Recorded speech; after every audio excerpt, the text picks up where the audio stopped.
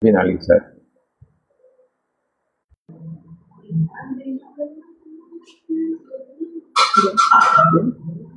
Ya. Buenos días para toda la audiencia. Que la paz del Señor esté con ustedes y con todos los miembros de su familia.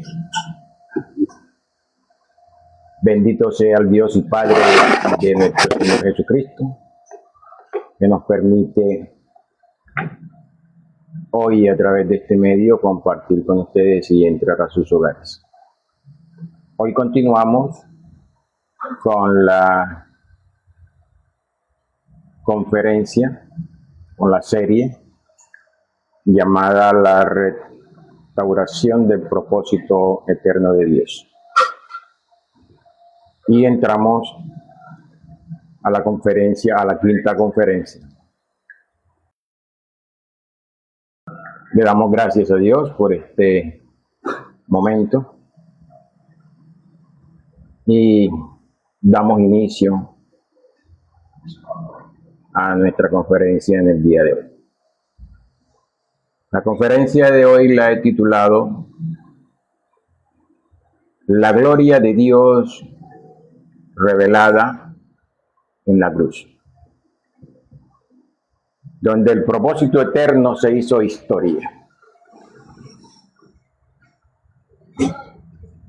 El puente entre la promesa y el cumplimiento. Amados hermanos, a lo largo de este recorrido por las Escrituras, hemos venido descubriendo una verdad monumental. La Biblia no es una colección de relatos inconexos, de moralejas aisladas ni de héroes humanos intentando alcanzar el cielo. La Biblia es una sola historia divina, cuyo autor supremo es Dios y cuyo protagonista absoluto es Jesucristo. En nuestra tercera conferencia nos detuvimos a responder una pregunta urgente y desgarradora. ¿Qué es realmente el pecado? Allí comprendimos que el pecado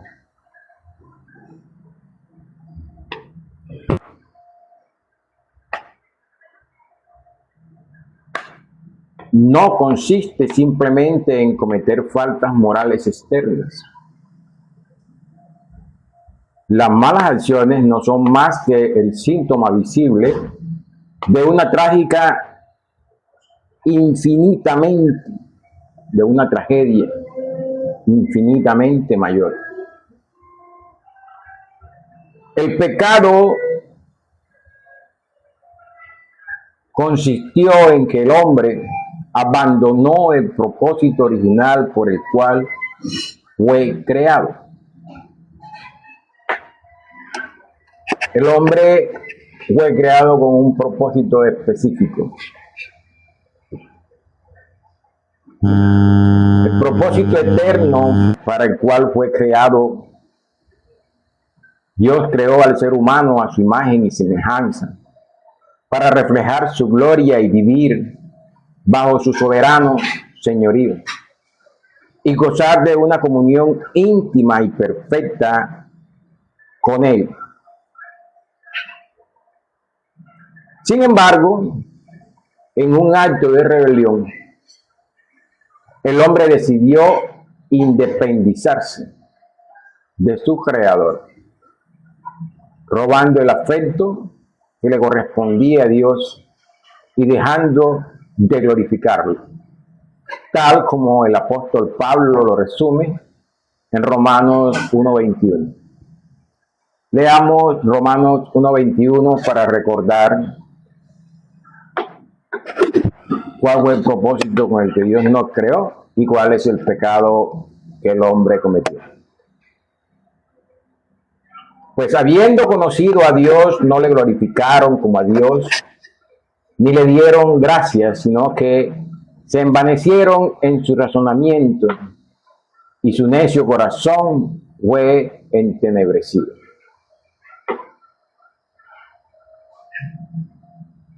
En la carta, en la cuarta conferencia, nos formulamos la siguiente interrogante: ¿qué hizo Dios frente a esta tragedia? ¿Cuál tragedia? A la tragedia de haber abandonado el propósito original con el cual Dios nos ha creado. Esa es una gran tragedia.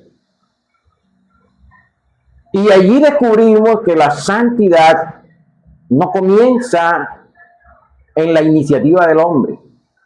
La santidad comienza en la naturaleza misma de Dios. Dios volvió a apartar para sí un pueblo. No porque ese pueblo fuera intrínsecamente santo o merecedor, sino a un pueblo para hacerlo santo, por la sola gracia de su llamado. Así comprendimos que la santidad es la obra soberana de Dios, restaurando al hombre, el propósito para el cual fue diseñado. Sin embargo, al cerrar aquella conferencia nos quedó flotando en el ambiente un dilema ineludible. Si Dios es infinitamente justo y perfectamente santo, si el hombre es irremediablemente culpable y rebelde, si la justicia divina exige con absoluta necesidad la condenación del pecador, ¿cómo puede Dios restaurar al pecador rebelde sin dejar de ser infinitamente justo? Estas son preguntas.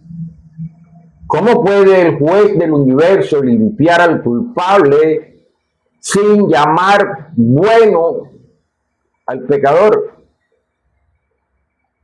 ¿Cómo puede el Santo de Israel recibir nuevamente a sus criaturas como hijos cuando una deuda impagable de ira divina se levanta contra la humanidad?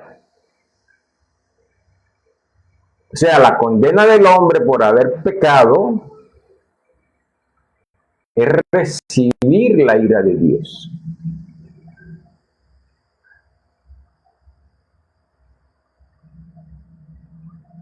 En esta encrucijada nos conduce de manera inevitable al centro geográfico, histórico y espiritual de toda la revelación bíblica. Nos conduce a la cruz.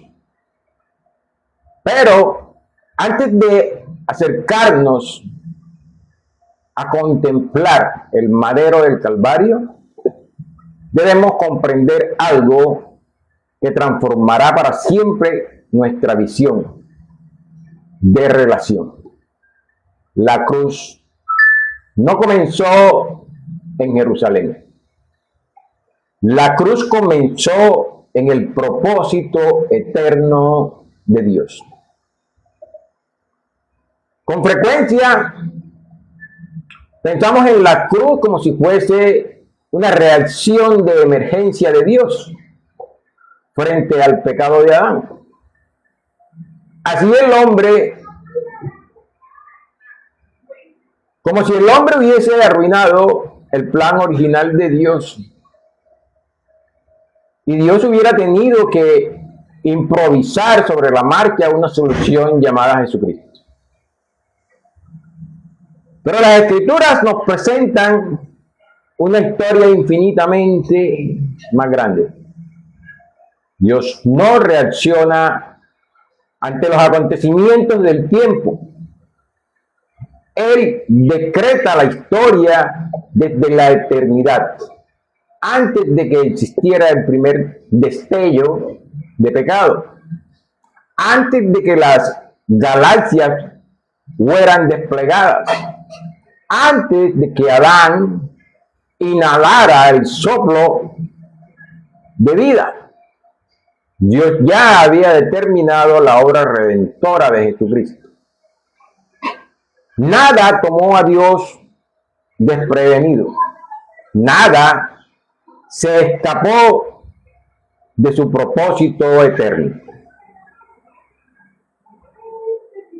El apóstol Pedro proclama esta verdad con absoluta claridad en su primera carta. Sabiendo que fuisteis rescatados de vuestra vana manera de vivir, no con cosas corruptibles como oro o plata, sino con la sangre preciosa de Jesucristo, como de un cordero sin mancha y sin contaminación, ya destinado desde antes de la fundación del mundo. Vaya grabándose, hermano, esas partecitas. Ya destinado desde antes de la fundación del mundo, pero manifestado en los postreros tiempos por amor de vosotros. La cruz no fue un accidente trágico, ni un giro desafortunado en la vida de un maestro galileo. Fue el cumplimiento milenario del decreto eterno del Padre. En el libro de los Hechos, la iglesia primitiva comprende que la crucifixión no fue la victoria de los gobernantes terrenales. Recuerden que se unieron entre los fariseos y el imperio romano para la condenación de Jesucristo.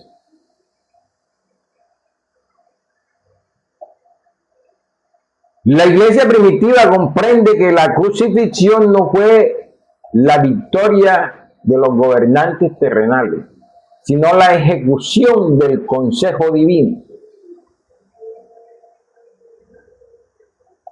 Porque verdaderamente se unieron en esta ciudad contra tu santo Hijo, Jesús, para hacer cuanto tu mano y tu consejo habían antes determinado que sucediera. Hechos 4, 27 y 28.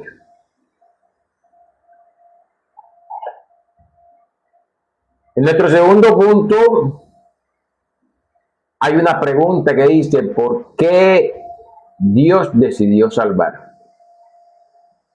Aquí aparece una pregunta que pocas veces nos hacemos.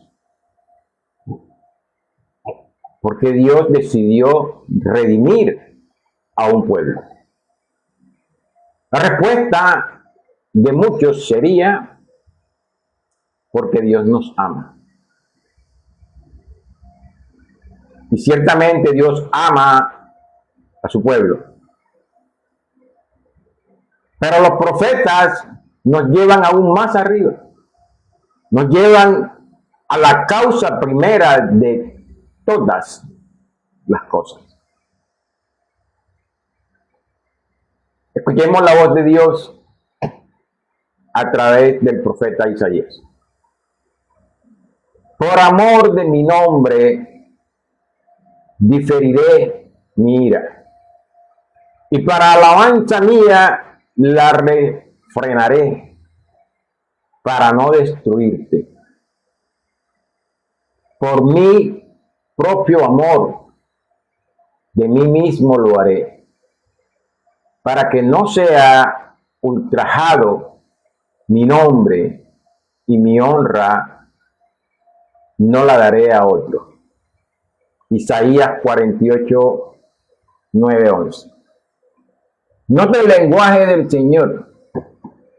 Por mí, por amor de mí mismo, lo haré. La salvación tiene un propósito supremo, la gloria del nombre de Dios. No lo hago por vosotros, casa de Israel. Esto dice el profeta Ezequiel. Ezequiel 36.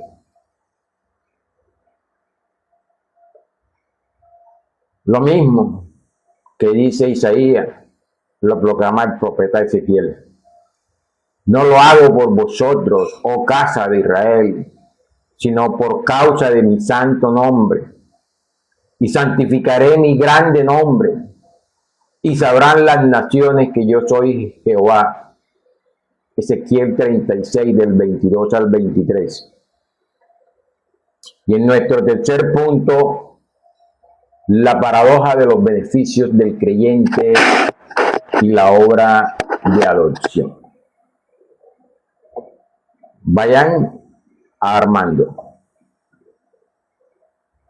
Al llegar a este punto, alguien podría preguntar, si el propósito supremo de la salvación es la gloria de Dios, ¿qué pasa con los beneficios que recibimos o recibe el pecador? ¿Acaso no importa nuestro beneficio? Los beneficios del creyente son reales, inmensos y consoladores, pero no son el fin último de la redención. Son el resultado de que Dios haya decidido glorificar su nombre en Cristo Jesús. El bien del creyente fluye del propósito supremo de Dios de glorificarse a sí mismo. Mire cómo las Escrituras entrelazan la gloria de Dios con nuestra mayor bendición, por medio de la ilustración que nace de la misma teología bíblica, la adopción y la herencia. El apóstol Pablo escribe en Efesios 1:5, en amor habiéndonos predestinado para ser adoptados hijos suyos por medio de Jesucristo, según el puro afecto de su voluntad, para alabanza de la gloria de su gracia. Y luego añade en Romanos 8:17, y si hijos, también herederos, herederos de Dios y coherederos con Cristo. Miren qué maravilla. En la familia de este mundo, los hijos reciben la herencia cuando el padre muere. Pero en el Evangelio ocurrió algo infinitamente más glorioso. El Hijo entregó voluntariamente su vida en la cruz para que rebeldes y enemigos fueran adoptados por el Padre y llegaran a ser coherederos con Él. El Padre diseñó el plan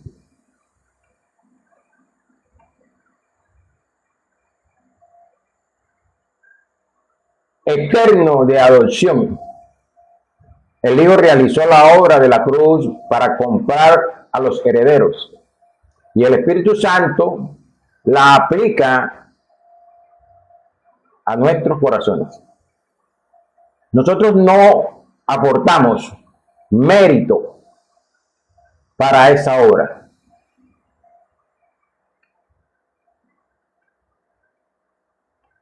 El hombre no aporta ni un céntimo, ni una milésima de céntimo para esa obra, ni para ninguna obra de la cual somos beneficiarios.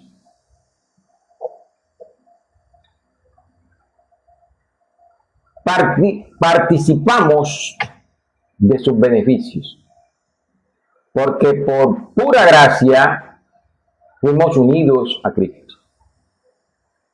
El beneficio supremo del creyente no es simplemente evitar el infierno o recibir cosas terrenales. El mayor regalo que Dios podría darte no eran cosas,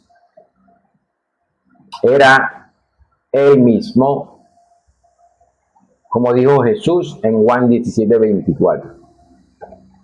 Padre, aquellos que me has dado, quiero que donde yo estoy, también ellos estén conmigo, para que vean mi gloria.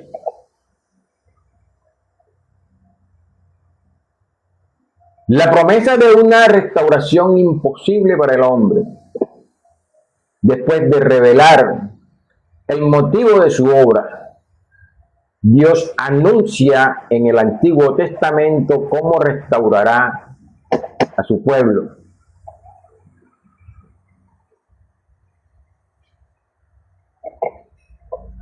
En Ezequiel 36 contiene una de las promesas más extraordinarias. Yo os recogeré. Mis amados hermanos, quiero que tengan o presten mucha atención a cada uno de los verbos que voy a mencionar. Yo os rodaré, yo os limpiaré, os daré corazón nuevo y pondré dentro de vosotros mi espíritu. Y haré que andéis en mis estatutos. Ezequiel 36, 24 al 27. El protagonista absoluto de toda la restauración es Dios. Sin embargo, en el Antiguo Testamento aún permanecía una pregunta velada. ¿Cómo puede un Dios justo limpiar a un pueblo culpable?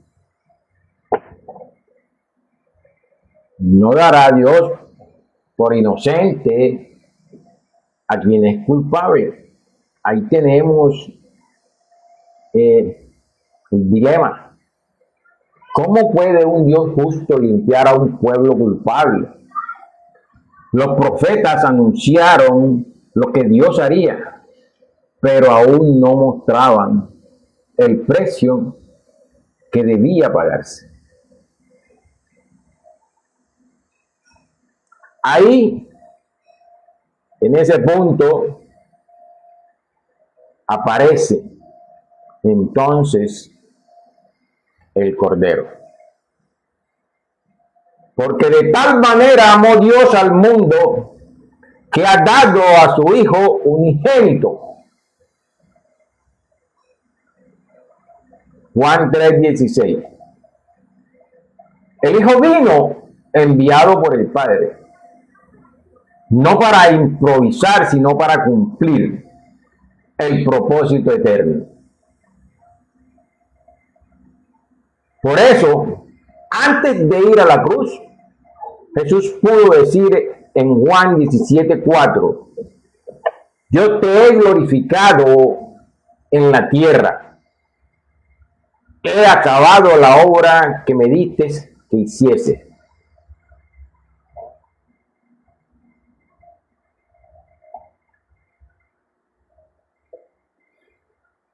Hermanos, durante 33 años Jesucristo nunca perdió de vista esta misión.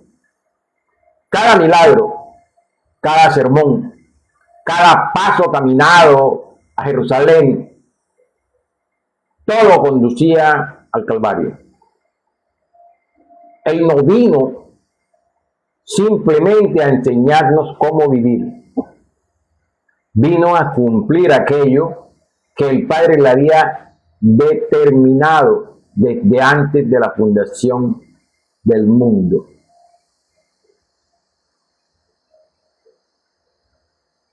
Y cuando llegó la hora, subió voluntariamente a la cruz.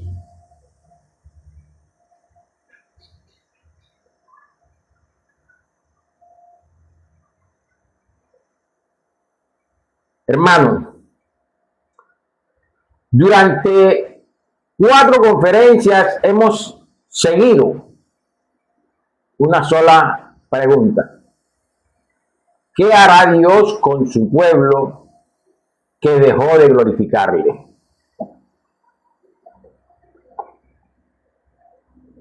Hoy ya tenemos la respuesta. Dios no envió otra ley. Dios no fundó otra religión. No rebajó su justicia.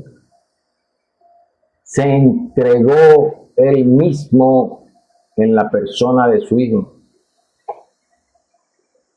En la cruz ocurrió mucho más que una ejecución romana. Allí la justicia de Dios fue satisfecha. Allí la ira que nosotros merecíamos cayó sobre el sustituto. Pablo escribe en Colosenses 2:14, anulando el acta de los decretos que había contra nosotros, que no nos era contraria, que nos era contraria, quitándola de en medio y clavándola en la cruz.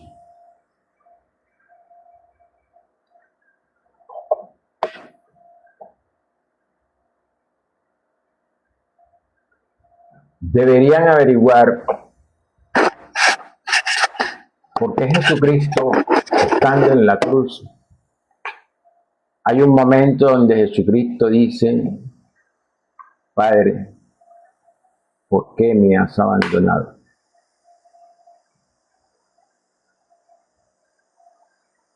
Y les recomiendo un versículo, si no estoy mal, está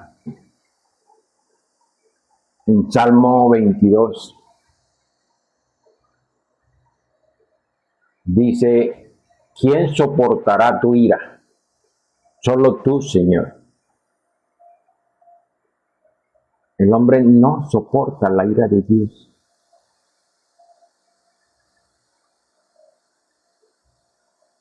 Cuando Moisés estaba en el Sinaí, ¿qué le dijo el pueblo a Moisés? No, habla tú, porque nosotros no soportamos la gloria de Dios. Ahora la ira. Entonces, la ira de Dios debió caer sobre el culpable, o sea, nosotros. Pero la recibió el Hijo.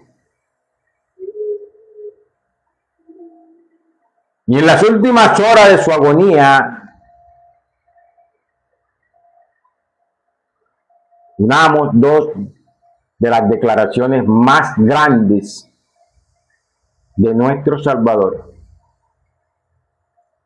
En Juan 17:4 dijo al Padre: he acabado la obra que me diste que hiciese. Y en Juan 19:30, colgado del madero, exclamó al universo: consumado es. En arameo, tetelestai.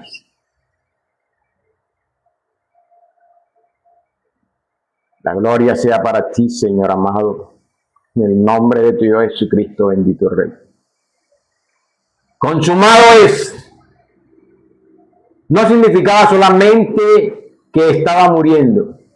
Significaba que la misión encomendada por el Padre había llegado a su perfecta consumación. El infierno ya no puede reclamar a los que están en Cristo. Satanás perdió su acusación. La ley quedó perfectamente satisfecha. El Padre aceptó el sacrificio. La deuda desapareció. El propósito eterno fue cumplido en la historia.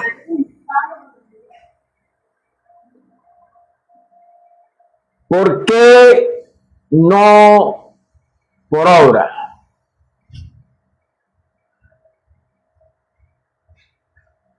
Para los que son reformados, les voy a recordar una sola que dice: Soli Deo Gloria. Si Cristo consumó perfectamente la obra, ¿qué le queda para aportar al ser humano? ¿Qué le queda al hombre para aportar, repito, para que se consume la obra que Dios determinó que Jesucristo la hiciera? Si la historia bíblica es clara y concisa, cuando Jesucristo dice en el madero que la obra ha sido consumada, ¿por qué ahora queremos ponerle otra pata al gato cuando sabemos que tiene 4?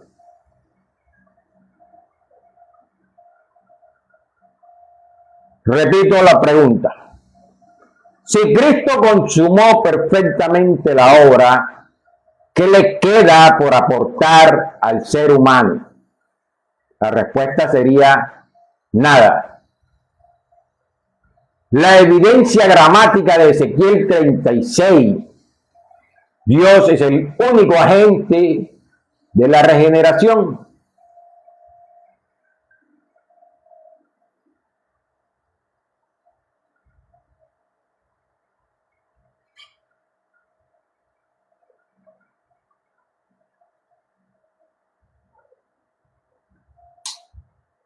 Nota,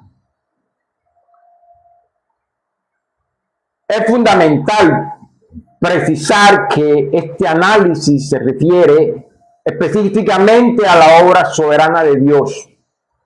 En la regeneración descrita en Ezequiel 36, el acto inicia en él, que Dios imparte vida espiritual y no a la totalidad de las experiencias cristianas o a la posterior respuesta de fe. Note bien.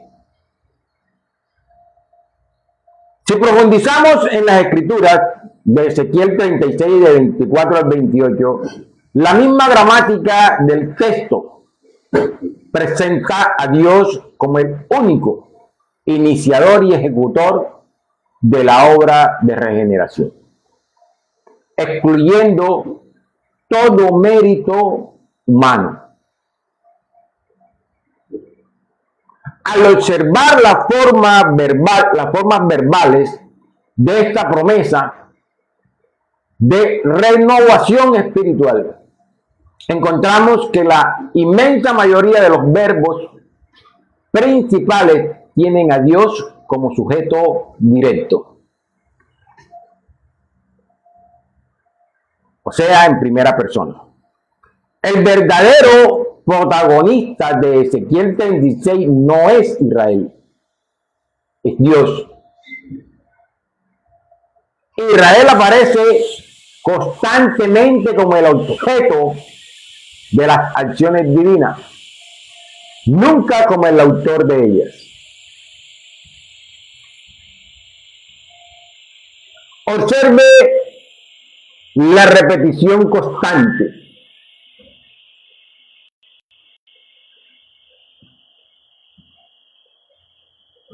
Yo tomaré, yo recogeré, yo traeré, yo esparciré, yo limpiaré, yo daré, yo pondré, yo quitaré, yo haré.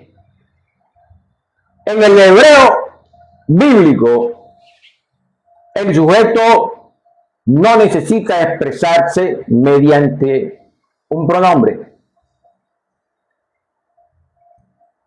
Independientemente, pues ya está contenido en la propia conjugación verbal.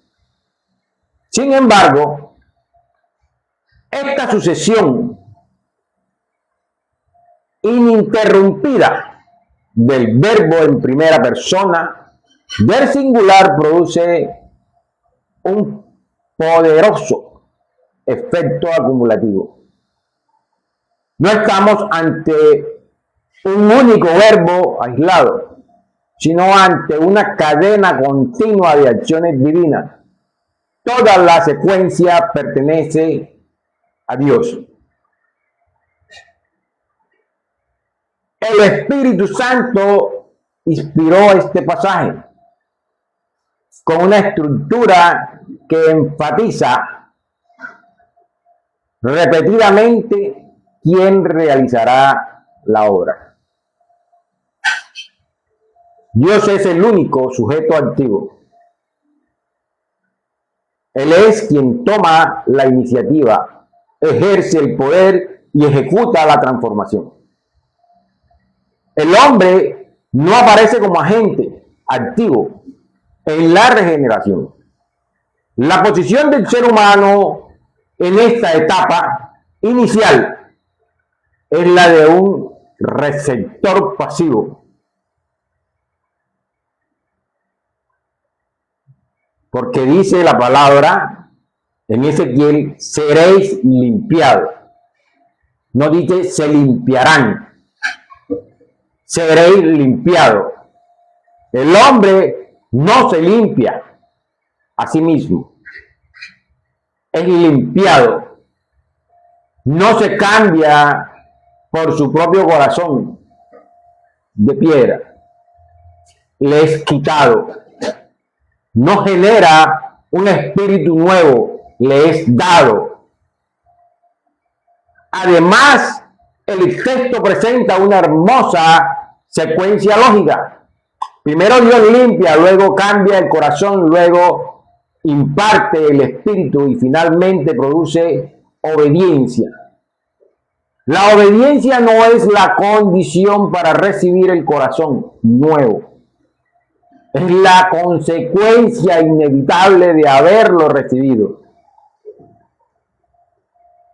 En el versículo 27 lleva el argumento a su culminación. Y pondré dentro de vosotros mi espíritu. Y escuche bien, porque en la Biblia está escrito en Ezequiel 27, y haré que andéis en mis estatutos. El texto no dice andaréis por vuestra propia fuerza, sino que Dios mismo quien produce y capacita esa obediencia.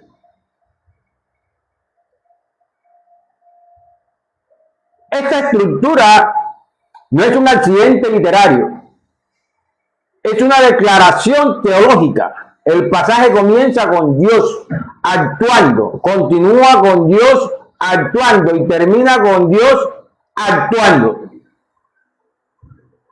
Así como en Génesis Dios habló y hubo vida donde no había, en Ezequiel Dios vuelve a hablar y a crear vida donde solo había piedra. La regeneración no es una simple representación del viejo corazón. No es una simple reparación del corazón. Es un acto creador de Dios. El hombre no aporta nada que contribuya a su salvación. Por ahí hay muchos hablando de que ellos aportan, porque ellos hacen la acción. Por ahí hay muchos diciéndole a los hombres, abre tu corazón para que recibas a Cristo. Tú tomas la decisión. Mi pregunta sería, ¿será que Jesucristo fue crucificado en una cruz a ver quién quería salvarse?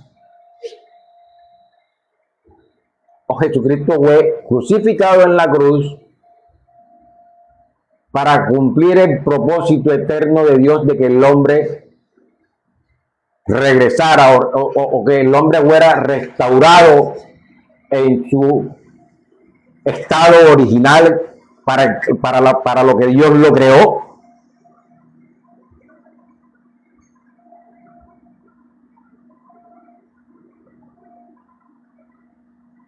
Esto, como dicen por ahí políticamente, esto no te lo va a decir ni Caracol ni RCN. Yo digo, esto no te lo van a decir en tu iglesia.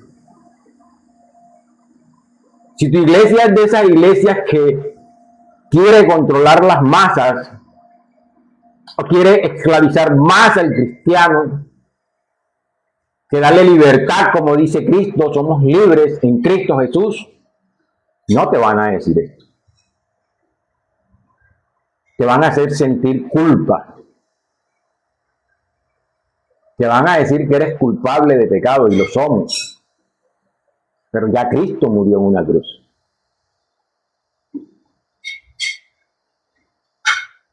Ya Cristo hizo la obra. ¿Y qué nos toca?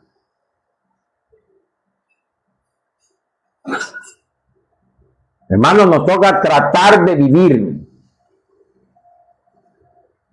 conforme al diseño original de Dios. Glorificar a Dios. Obedecer a Dios. Vivir bajo el gobierno de Dios.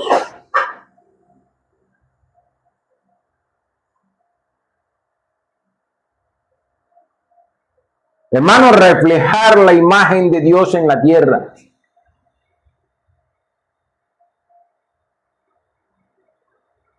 El hombre aporta únicamente su pecado. Dios aporta toda la salvación. El hombre aporta su culpa. Dios aporta el perdón. El hombre aporta su corrupción. Dios aporta un corazón nuevo. El hombre aporta su muerte espiritual. Dios aporta la vida. El hombre aporta su incapacidad. Dios aporta su espíritu para que el hombre tenga capacidad. Por eso, la salvación comienza en la voluntad de Dios. Se realiza por el poder de Dios y culmina para la gloria de Dios.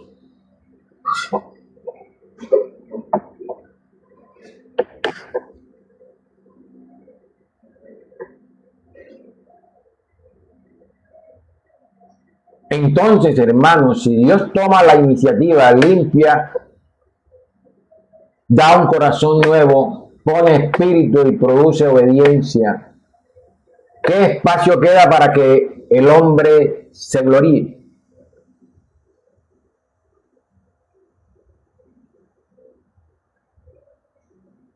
Leamos Efesios 2, 8 y 9. y leo en el nombre del Padre para ustedes. Porque por gracia sois salvo por medio de la fe, y esto no de vosotros, pues es don de Dios, no por obra, para que nadie se gloríe. El hombre no tiene gloria.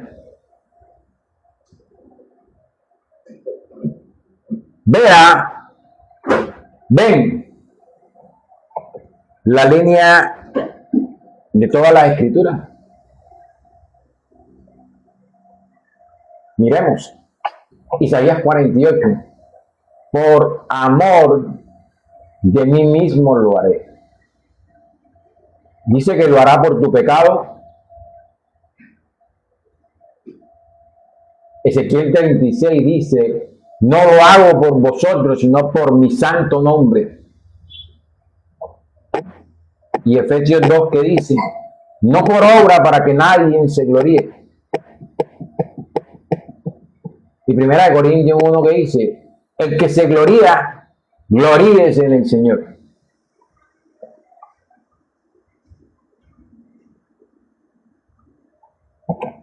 Lo que recibimos, el perdón de pecado, la doble imputación, la justicia de Cristo, son beneficios que recibimos, como dicen por ahí, efectos colaterales. Hermanos, nosotros, mírese, mire al hombre en la tierra. Mire lo que está sucediendo en el mundo. Hermano, el hombre actúa para glorificar a Dios. Destruir la tierra como la estamos destruyendo es glorificar a Dios. Si Dios la creó, debemos mantener esa creación. El hombre la quiere destruir para su beneficio. ¿Qué más beneficio quieres? Que tienes un Dios todopoderoso.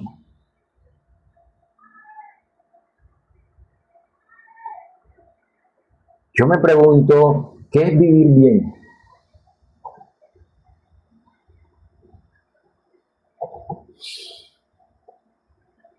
¿Será que vivir bien es tener mucho, pero mucho dinero? ¿A costa de qué? ¿A razón de qué?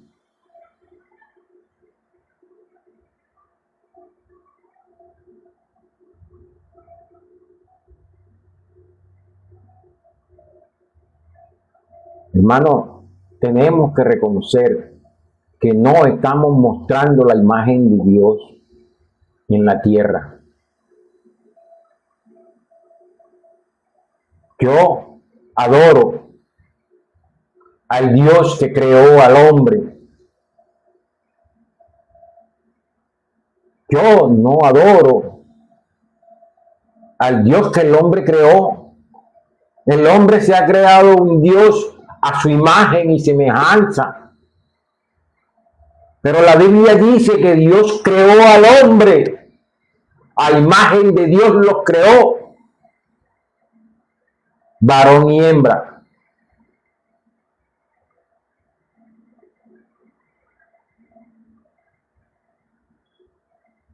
La salvación fue diseñada por Dios para excluir de toda jactancia humana y dirigir toda la gloria hacia Cristo. Dios no comparte el mérito de la redención, porque tampoco compartió el costo de la cruz. La cruz no tuvo como propósito principal mejorar la condición terrenal del hombre. Tuvo como propósito supremo glorificar a Dios restaurando en Cristo aquello para lo que fuimos creados. Yo no me estoy inventando nada de esto. Eso está escrito en la Biblia.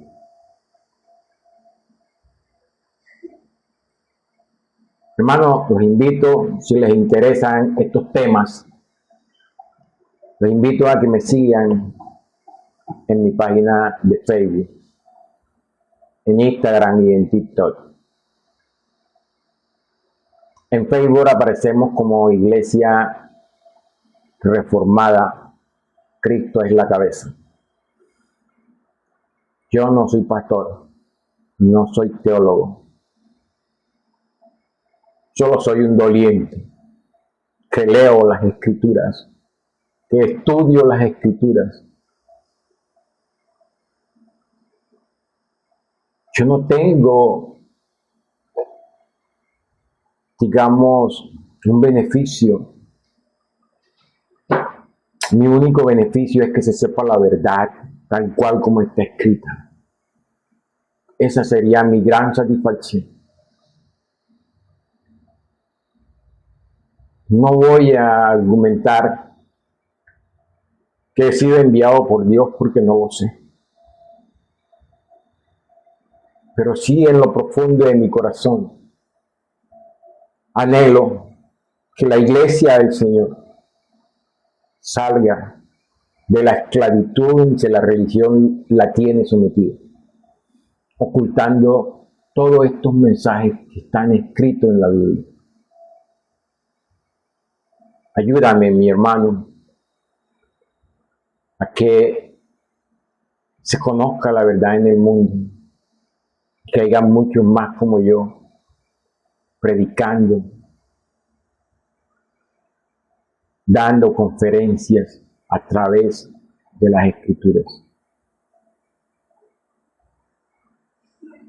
Necesitamos activar nuestro canal, necesitamos 100 suscriptores para poder predicar desde el canal, poder compartir estudios de teología. En conclusión,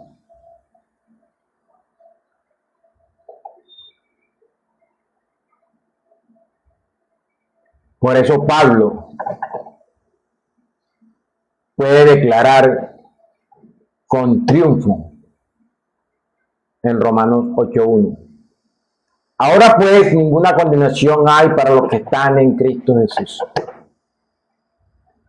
No porque Dios haya ignorado el pecado, sino porque Cristo cargó completamente con nuestra condenación. La cruz no fue una derrota, fue la victoria del propósito eterno de Dios.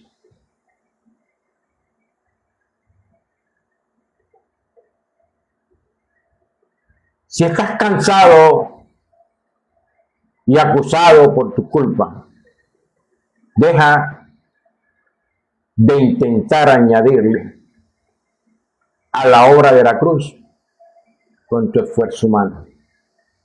Descansa en el consumador.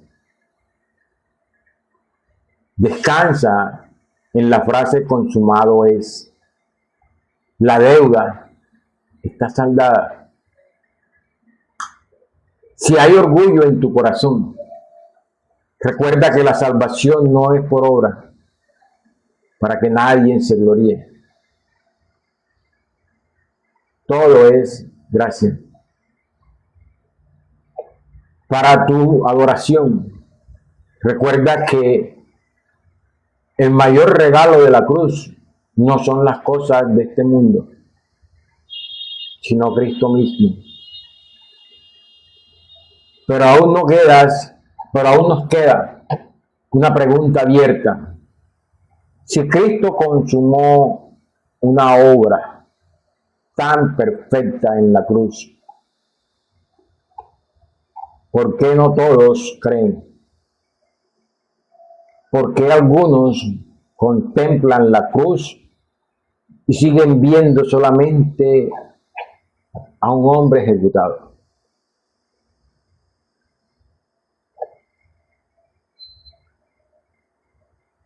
¿Quién abre los ojos del pecador para contemplar la gloria de Cristo? Si Dios nos lo permite, esas serán las preguntas que responderemos en nuestra próxima conferencia. Espero les haya servido, le haya abierto los ojos, que el Señor haya tocado sus corazones y podamos seguir compartiendo sola escritura, la segunda sola de la Reforma.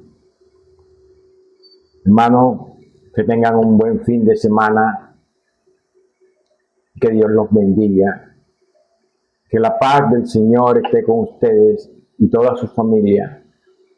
Nos vemos en la próxima conferencia el próximo domingo por la voluntad de Dios.